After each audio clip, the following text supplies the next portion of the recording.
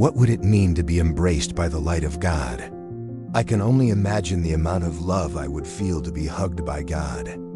I can only imagine what it would be like to be in God's presence and understand existence on universal levels.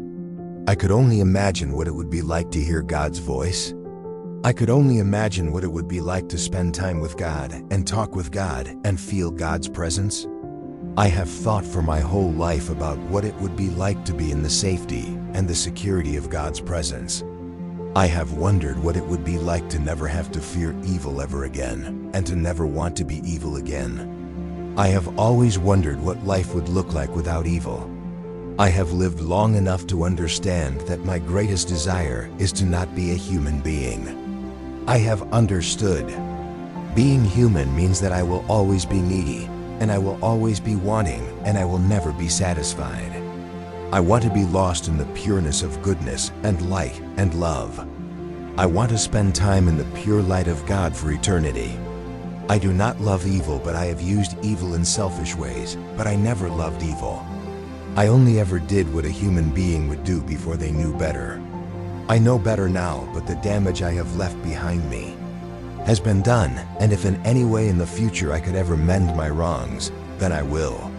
I had felt abandoned by God, and I had felt unloved by God, and I had felt that God made me less spiritually strong. I have always felt God is there, but I never understood why He would leave me so spiritually weak to face this world that takes a considerable amount of spiritual strength to push back against the evil and the darkness that exist here on earth. I can only imagine a life with God and a life with others in the spiritual light of God. I have read many things and I have heard many things, but still, I question what the true afterlife really looks like. How have human beings been manipulated to believe what the afterlife is and what it looks like? I have wondered if anybody has ever truly seen the truth about the afterlife and what the afterlife means to us human beings that are aware that we are alive in hell. My curiosity has always been about needing the security of a continued spiritual existence.